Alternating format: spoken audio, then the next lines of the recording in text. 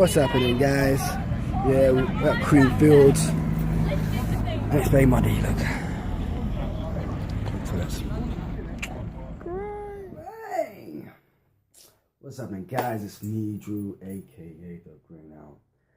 And today is going to be my summary of my last 4 days I spent at Creamfields. Oh dear, so where do we start? Okay, so we'll start from the beginning. First off, the coach dropped us in the wrong place, which was great. Thank you very much for sticking us up in the wrong place, because it was a bit muddy and we had quite a bit of a trek, and we went over this bridge. And me, like I'm up here, I brought a suitcase, and yeah, it weren't that great, because it was kind of heavy to have to carry it across this muddy field. So it was perfect. So yeah, well done me.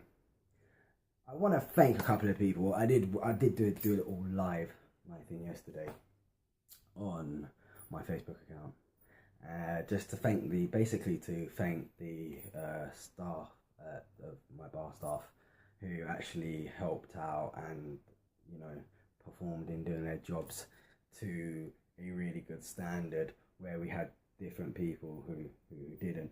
So I wanted to thank all the staff for actually like pulling in and coming together as like one unit, one big unit, which was amazing to see, that everyone basically pulled together as one outstanding unit. And yeah, we got the job done. You know, we smashed it out on the bars and stuff, which was great. So yeah, I want to say a big thanks to Bobby. And see, this is my brain, yeah. Brendan, like, listen, I'll get there. I will get there. Trust me. I want to thank them too as well for basically helping with little problems I had throughout the 4 days of me being at the festival. They helped me. They helped me out. No hesitations. They were there. So I want to thank them guys there for going out of their way to basically help me, as I said, which is amazing. So let's talk about Creamfields then. Okay, Creamfields, it weren't really my taste of music, but the atmosphere was amazing. You know, you had all the people there, the party goers, the ravers. Yeah, they were all off their face on something or other. They were drinking, they were having a good time. But it was a really good atmosphere. You know, there was a lot of pleasant people there, and a lot of pleasant people to actually talk to and have a really nice conversation with as well, which was really nice. You had some really good artists what were on. Like I said, weren't my kind of music, but when I heard it, they were pretty good. I enjoyed it. The bars I was at, you know, we all felt the electricity, the amazement from the bands were actually live on stage, which was really good as well. So we really enjoyed that. You know, we also had our rainy days. Were when I say rainy, I mean like really, really rainy. Yeah, like to the point where one day I was on my bar and basically I could see the plastic thing was rising, where the water was getting so much. So I basically said to everybody, you know, clear out the front part, you know, move back a bit, you know, got to do this thing. So everybody moves other than this one guy, okay? Now this one guy's confident enough here, he's not going to get wet, yeah, because he wants his beer. But then move back, he didn't want to move back. So what did I do? I pushed the thing up, and in fairness, yeah, it did drench all of us, yeah, who was standing there, because it come down like a river, like a waterfall, all this water coming down. But he ends up in getting wet. Now, it was pretty hilarious, because I couldn't stop myself from laughing, because I told him personally, move back. I told everyone else, move back. Everyone else moves back, other than this one guy who wants his beer, yeah, who would have got his beer regardless either way, as long as he moved back. But he didn't move back, so he got a little bit wet. So I found that was a little bit funny, and I had to actually hide in the back for a little bit, just to like control my laugh inside, which, you know, I did manage to do. It was good working on the bars. It was, like I said, it was a good atmosphere to working on these bars, you know. And we were there, and you could feel the electricity through the different staff which were there. So we had this different staff broken up into like 2 different sections. Well, three different sections. So there was like 3 different like staff members. So there was like my bar staff, there was mint, and then there was cream.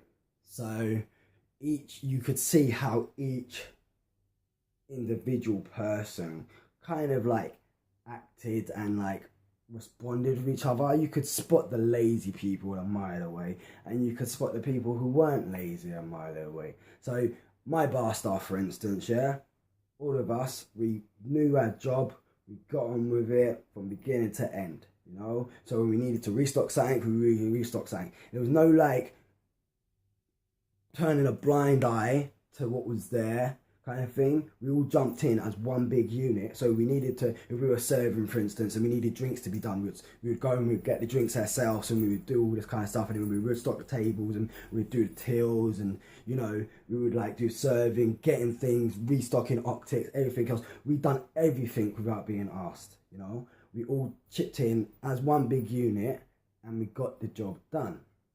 So then we go to a different agency, yeah, because at the end of the day, I do these reviews, yeah, for people to understand where they're going wrong, yeah. So we're going to go to Mint, yeah. Every single member of Mint staff had to be told 12 times simple things, yeah. So calculating simple maths, yeah. So you're adding 450 and 450, yeah. It's not rocket science, yeah. You need to use your fingers, yeah. So the answer is 9, okay. They couldn't work it out, yeah? 12 times we were being asked the same question from Mint staff. What's the price on this? What's the price on this? What's the price on this? How many is this? Do we do this? And all these things there, you're supposed to know before you start serving someone. So if someone's going to ask you how much your drink is, you're supposed to know from the beginning how much this drink comes to. And this is where I said, my bar staff, all of them guys there knew exactly what the deal was. So we knew the prices of everything going up to selling crates, yeah?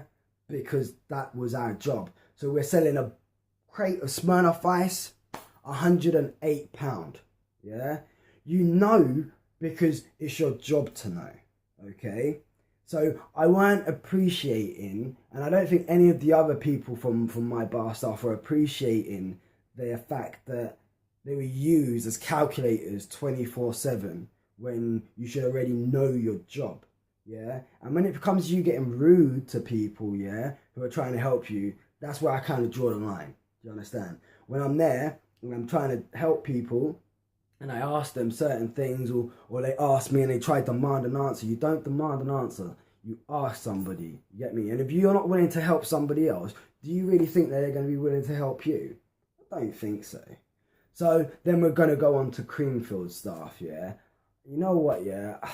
I don't even know where to bracket these guys, because some of them knew their job and some of them were basically more lazier than Mint staff, yeah? Now, Mint were lazy, but Creamfield took it to a whole new level. Refusing to do anything, yeah, really does take the piss, yeah? When everybody else is working and running around trying to get the job done, and you're standing there, not serving, not doing anything, yeah, not wanting to work tills or anything like that, yeah, I draw the line at that, yeah? Because when everyone else is working and you just feel it fit because you want to just come and watch artists, yeah, that's not cool.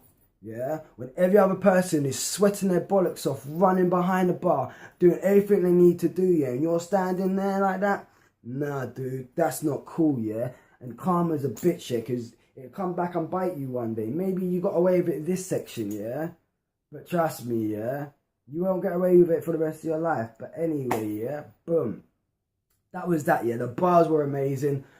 Other than, like I said, each individual agencies and their staff and the way that they acted, the bar ones were all wicked, you know.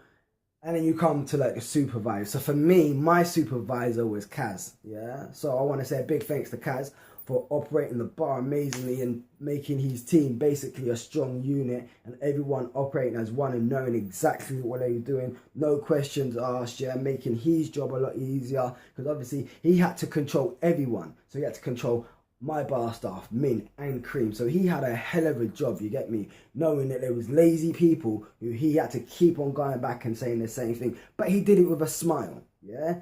There was no one time that Kaz never had a smile on his face. Even when you knew that he wanted to kill people, he always had that smile on his face. He was always professional. He was always very pleasing. He was always with a thank you. And he was always trying to help you if you needed it, yeah? He always went out of his way to help his staff. Any of the staff, he went out of his way to help. But his staff, his core staff, he always went out of his way to help them. So I'm thanking him from the bottom of my heart. I'm thanking you because you were a good guy. I'd love to work with you again. You know, you were just one awesome guy. So Kaz, thank you very much for all the help you give, and also for the other situation that I had which you helped me with as well, which I'm not going to mention. You know what it was though, and I'm thanking you for that as well. I appreciate it, and you're an awesome guy. So then we'll roll up into the festival.